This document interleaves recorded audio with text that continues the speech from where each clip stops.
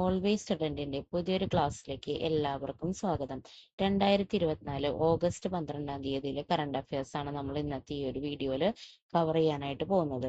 PSC എല്ലാ പരീക്ഷകൾക്കും UPSC പരീക്ഷയ്ക്കും ഉപകാരപ്പെടുന്ന രീതിയിലാണ് നമ്മൾ ഈ ഒരു സെഷൻ കൈകാര്യം ചെയ്യുന്നത്.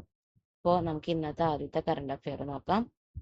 Indian flag bearers in the closing ceremony of 33rd Summer Olympics 2024 in Paris. നിങ്ങൾക്ക് എല്ലാവർക്കും അറിയാം, ഇപ്പോൾ പാരീസ് ഒളിമ്പിക്സ് നടന്നുകൊണ്ടിരിക്കുകയായിരുന്നു. അപ്പൊ അത് കഴിഞ്ഞ ദിവസം സമാപിച്ചു. 33ാമത് സമ്മർ ഒളിമ്പിക്സ് ആണ് 2024 പാരീസിൽ വെച്ച്, ഫ്രാൻസിലെ പാരീസിൽ വെച്ച് നടന്നത്. അപ്പോൾ അതിന്റെ ക്ലോസിംഗ് സെറമണിയിൽ ഇന്ത്യൻ പതാക ഏന്തിയത് ആരൊക്കെ ചേർന്നിട്ടാണെന്നാണ് ചോദിക്കുന്നത്. Answer PR Sreejesh and Manu Bhaker. PR Sreejesh നിങ്ങൾക്ക് എല്ലാവർക്കും അറിയാവുന്നതുപോലെ ഇന്ത്യൻ ഹോക്കി ടീമിന്റെ ഗോൾ കീപ്പർ ആണ്. അതുപോലെ മനു ഭാക്കർ എന്ന് പറയുന്നത് എയർ പിസ്റ്റൾ താരമാണ് ഇന്ത്യയുടെ. അവർക്ക് രണ്ടുപേർക്കും ഈ ഒരു ഒളിമ്പിക്സിൽ മെഡൽ നേട്ടം കൈവരിക്കാനായിട്ടുണ്ട്.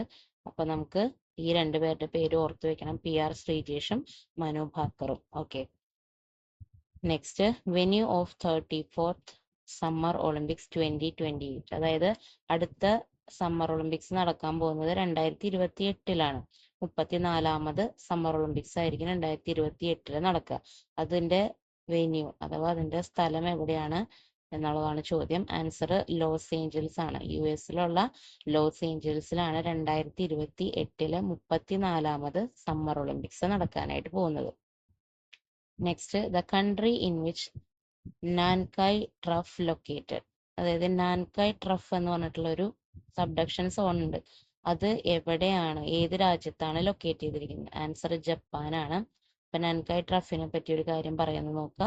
നാൻകായ് trough is an extensive subduction zone nearly 900 kilometre long where Eurasian plate collides with Philippine sea plate. അതായത് യുറേഷ്യൻ പ്ലേറ്റും ഫിലിപ്പൈൻസ് സീ പ്ലേറ്റും തമ്മിൽ കൂട്ടിമുട്ടുന്ന സ്ഥലത്ത് കാണുന്ന 900 കിലോമീറ്ററോളം നീളമുള്ള ഒരു സബ്ഡക്ഷൻ സോണാണ് നാൻകായ് ട്രഫ്.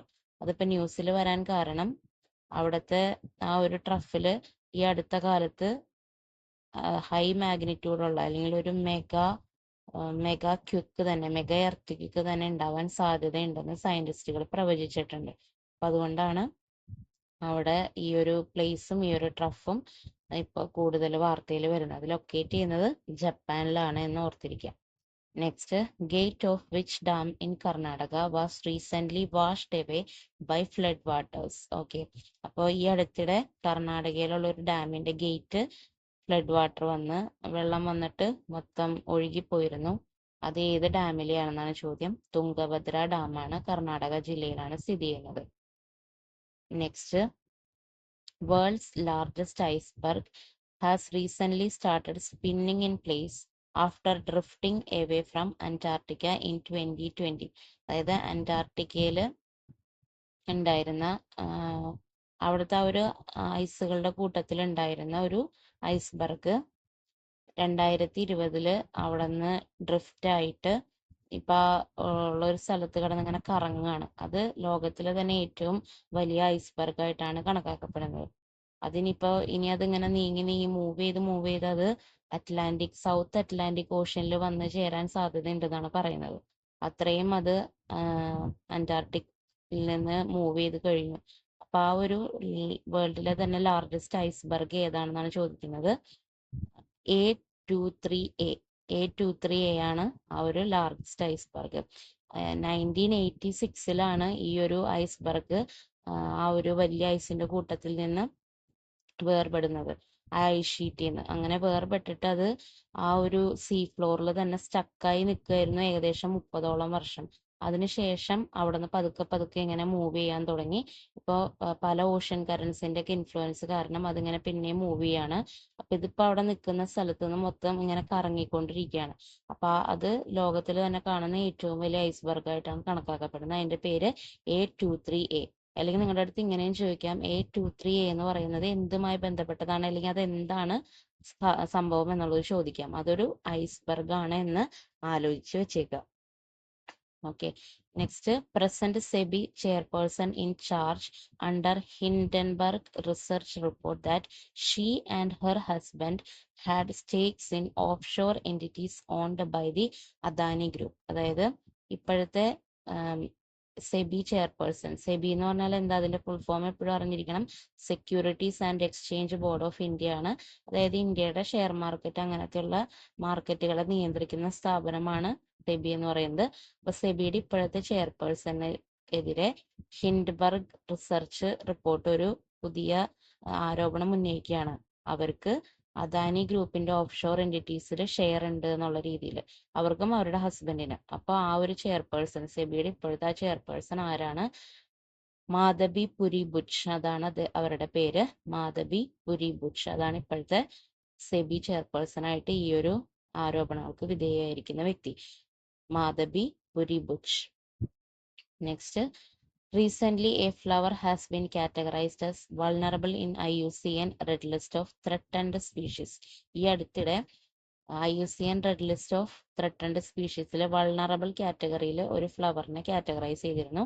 അത് നീലക്കുറിഞ്ഞിയാണ് ഈ അടുത്തിടെ അങ്ങനെ കാറ്റഗറൈസ് ചെയ്ത ഒരു ഫ്ലവർ. അപ്പൊ നിങ്ങൾക്കറിയാം, IUCN റെഡ് ലിസ്റ്റ് എന്ന് പറഞ്ഞിട്ടുണ്ടെങ്കിൽ സംരക്ഷിക്കപ്പെടേണ്ട കാര്യങ്ങളെയാണ് അതിൽ കാറ്റഗറൈസ് ചെയ്യുക. ഇനിയിപ്പോൾ ആ ഫിഗറിൽ നോക്കുകയാണെങ്കിൽ നീലക്കുറിഞ്ഞിയുടെ സയന്റിഫിക് നെയിം പറയുന്നുണ്ട്, അതൊന്ന് നോട്ട് ചെയ്ത് വെച്ചേക്കുക. സ്ട്രോബിലാന്തസ് കുന്തിയാന എന്നാണ് അതിന്റെ സയന്റിഫിക് നെയിം. സ്ട്രോബിലാന്തസ് കുന്തിയാന എന്നാണ് അതിന്റെ ഒഫീഷ്യൽ അല്ലെങ്കിൽ സയന്റിഫിക് നെയിം എന്ന് പറയുന്നത്. പിന്നെ അതിന്റെ കുറച്ച് പ്രധാനപ്പെട്ട കാര്യങ്ങളൊക്കെ ആ ഒരു ഫിഗറിലുണ്ട്, അതൊന്ന് എല്ലാവരും വായിച്ചു നോക്കിയേക്കുക. Next, the country which build world's first carbon fibre train, അതായത് ലോകത്തിലെ തന്നെ ഏറ്റവും ആദ്യത്തെ കാർബൺ ഫൈബർ ട്രെയിൻ ബിൽഡ് ചെയ്തിട്ടുള്ള രാജ്യം അത് ചൈനയാണ്. ചൈനയ്ക്കാണ് ആ ഒരു നേട്ടം കൈവരിക്കാനായിട്ട് പറ്റിയത്. Next, meteor shower which began in July is currently at its peak activity from August 11 to 13, 2024 and caused by debris left behind by comet Swift-Tuttle. അതായത് ഒരു പ്രധാനപ്പെട്ട ഒരു മീറ്റിയോർ ഷവറിന് ഇപ്പോൾ ഭൂമിയിൽ നടക്കുന്നുണ്ട്. അത് ജൂലൈയിൽ തുടങ്ങിയതാണ്. ഈ ഓഗസ്റ്റ് 11 മുതൽ 13 വരെയുള്ള ഈ ഒരു ദിവസങ്ങളിൽ അതതിന്റെ പീക്കിൽ വരും. ആ ഒരു മീറ്റിയോർ ഷവർ ഉണ്ടാവാനുള്ള കാരണം സ്വിഫ്റ്റ് ടട്ടിൽ എന്ന് പറയുന്ന കോമറ്റ് അഥവാ വാൽനക്ഷത്രത്തിന്റെ അതിൽ നിന്ന് വരുന്ന അവശിഷ്ടങ്ങളൊക്കെ ഭൂമിയിലേക്ക് ആകർഷിക്കപ്പെട്ടിട്ട് അത് ഭൂമിയിലേക്ക് കടക്കുമ്പോൾ അത് കത്തിയെരിഞ്ഞു പോകുന്നതാണ് അത് കാരണം. അപ്പൊ അതിന്റെ ഏറ്റവും കൂടുതൽ ആക്ടിവിറ്റി നടക്കുന്നത് ഈ 2-3 ദിവസങ്ങളിലാണ്. അപ്പൊ ആ ഒരു മിറ്റിയോർ ഷവറിന്റെ പേര് എന്താണെന്നാണ് ചോദിക്കുന്നത്. പെർസീഡ് മിറ്റിയോർ ഷവർ എന്നാണ് അതിന്റെ പേര്, perceived meteor shower.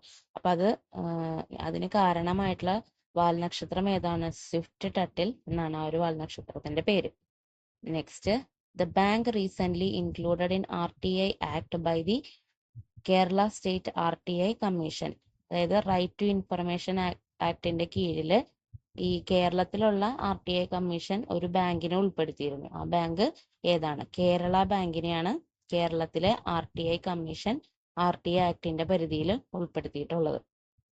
Next, Kerala state Kayakalp award 2023-24 winning district level hospital. അതായത് കേരളത്തിൽ എന്തിനു വേണ്ടിയിട്ടാണ് ഈ കായകൽപ് അവാർഡ് എന്നുള്ളത് താഴെ ഒരു പോയിന്റ് പറഞ്ഞിട്ടുണ്ട്. These awards were instituted by state health department to reward government hospitals for good waste management, cleanliness and infection control practices. അതായത് കേരളത്തിലെ ഗവൺമെന്റ് ആശുപത്രികളുടെ നല്ല രീതിയിലുള്ള നടത്തിപ്പിന്റെ അടിസ്ഥാനത്തിലാണ് ഈ അവാർഡ് തീരുമാനിക്കുന്നത്. ഏതൊക്കെയാണ് അതിന് കൺസിഡർ ചെയ്യുന്ന ഫാക്ടേഴ്സ്? നല്ല രീതിയിൽ വേസ്റ്റ് മാനേജ്മെന്റ് ചെയ്യുക, ശുചിത്വം പാലിക്കുക, അതുപോലെ ഇൻഫെക്ഷൻ കൺട്രോൾ ചെയ്യാനായിട്ടുള്ള പ്രാക്ടീസസ് നല്ല രീതിയിൽ കൊണ്ടുവരിക. അപ്പൊ ഇതൊക്കെ ഏറ്റവും നല്ലതായിട്ട് ചെയ്യുന്ന ഒരു ഗവൺമെന്റ് ഹോസ്പിറ്റൽ അല്ലെങ്കിൽ അതിനെ കുറച്ച് കാറ്റഗറി ആയിട്ട് തിരിച്ചിട്ട് ഈ കാറ്റഗറിയിലൊക്കെയാണ് ഈ ഒരു state Kayakalp award Kerala government കൊടുക്കുന്നത്. അപ്പൊ അതിന്റെ ഡിസ്ട്രിക്ട് ലെവലിലുള്ള അവാർഡിന് അർഹമായത് ഏത് ഹോസ്പിറ്റലാണെന്നാണ് ചോദിക്കുന്നത്. Women and children hospital, Ponnani, Malappuram. മലപ്പുറത്തുള്ള WNC ഹോസ്പിറ്റൽ അഥവാ വുമൺ ആൻഡ് ചിൽഡ്രൻ ഹോസ്പിറ്റലാണ്, പൊന്നാനിയിലാണ് അത് സ്ഥിതി ചെയ്യുന്നത്. അപ്പോൾ ഈ ഒരു ഹോസ്പിറ്റലിനാണ് Kerala state Kayakalp award 2023-24 district ലെവലിൽ ലഭിച്ചത്. ഇതിന് സബ് ഡിസ്ട്രിക്ട് ലെവലിലുണ്ട്, പിന്നെ കമ്മ്യൂണിറ്റി ഹെൽത്ത് സെന്റേഴ്സിനുണ്ട്, അതുപോലെ തന്നെ പ്രൈമറി ഹെൽത്ത് സെന്റേഴ്സിനുണ്ട്. അപ്പം അങ്ങനെ വേറെ പല കാറ്റഗറിയിലും ഇതുപോലെ അവാർഡ് ഉണ്ട്. ഉള്ളതിൽ ഏറ്റവും കൂടുതൽ സമ്മാനത്തുകയും ഏറ്റവും ഹയസ്റ്റ് ലെവലിലുള്ളതും ഈ ഒരു കാറ്റഗറിയാണ്, ഡിസ്ട്രിക്ട് ലെവല്. അതിൽ അവാർഡ് നേടിയത് women and children hospital Ponnani മലപ്പുറമാണ്. അപ്പം ഇത്രയാണ് ഇന്നത്തെ ഒരു കറണ്ട് അഫയേഴ്സ്. എല്ലാവർക്കും ഈ ഒരു വീഡിയോ ഹെൽപ്ഫുൾ ആയെന്ന് വിചാരിക്കുന്നു. നമുക്ക് അടുത്ത വീഡിയോ ആയിട്ട് നാളെ കാണാം. അതുവരെ എല്ലാവർക്കും ഗുഡ് ബൈ.